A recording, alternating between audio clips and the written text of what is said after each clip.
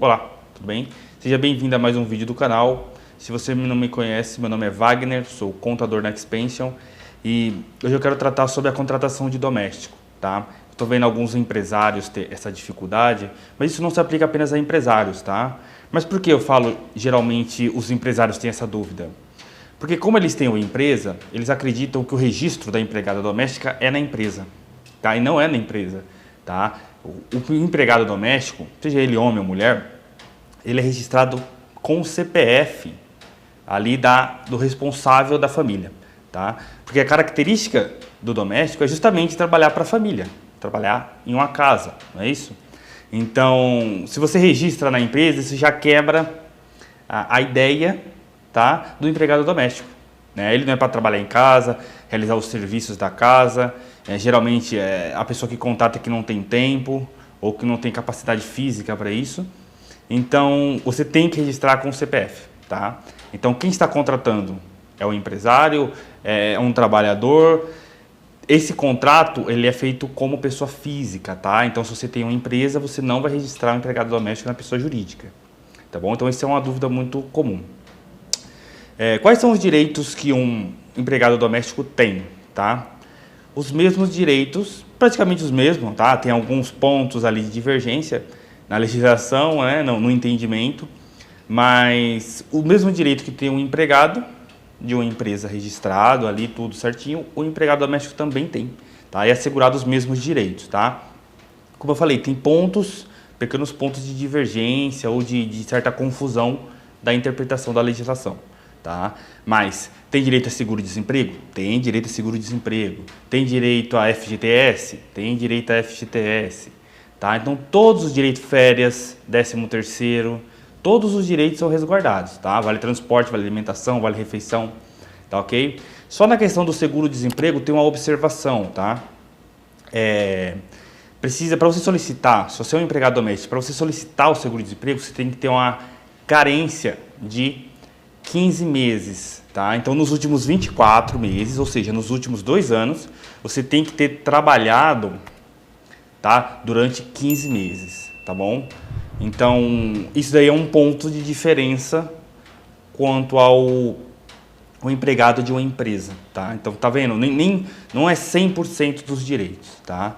Mas, a princípio, é esse o único ponto, tá? Tem licença maternidade, tem... Todos os outros direitos estão resguardados, tá bom?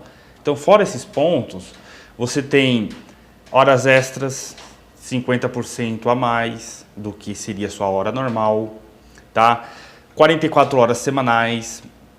Se você trabalha até 8 horas, ou se você vai contratar um empregado doméstico para trabalhar até 8 horas, ele tem o direito, tá, de 1 hora de refeição, 1 hora de descanso, tá?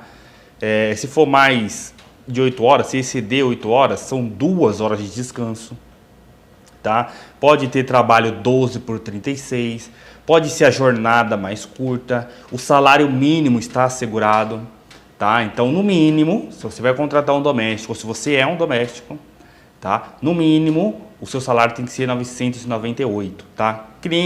Respeitando essa regra, tá? De 44 horas semanais. Então, se trabalhar menos de 44 horas semanais, o salário pode ser proporcional às horas trabalhadas, tá? Se trabalhar mais de 48 horas semanais, está assegurado também a hora extra, tá bom?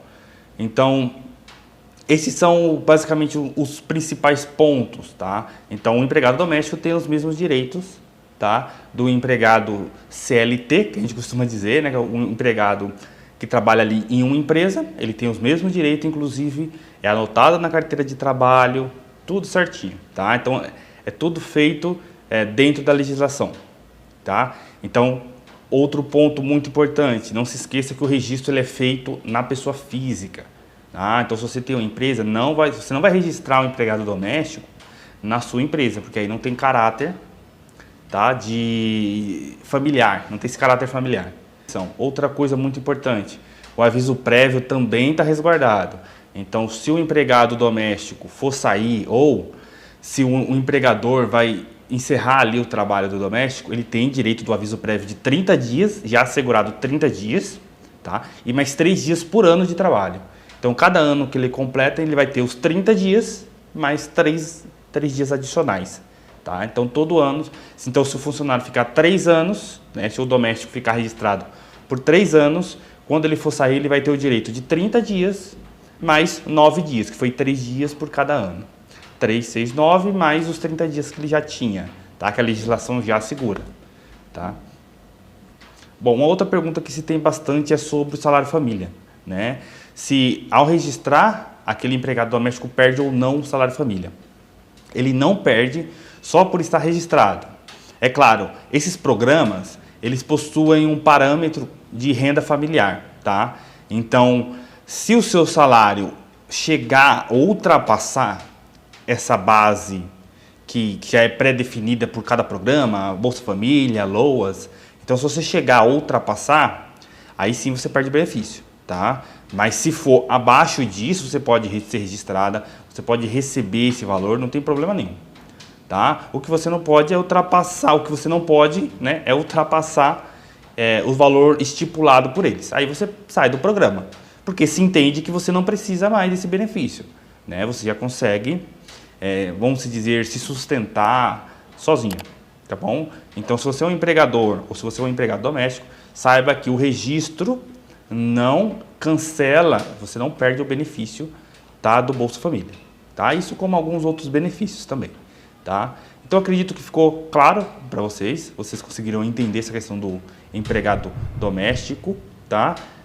Quais são as obrigações do empregador também, você vai ter que fazer o registro, tudo certinho, né? Sai o documento chamado de DAI, é o documento de arrecadação do empregado doméstico ou do empregador, tá? Então ali vai ter já o FGTS, é uma guia só com tudo, tá? FGTS, INSS, tudo que você precisa pagar para aquele, como contribuição, tá bom? Não estou falando salário, o salário você vai fazer o pagamento como ficou acordado entre vocês. Então, se vai ser dinheiro, se vai ser transferência bancária, como vai ser, isso fica definido no contrato.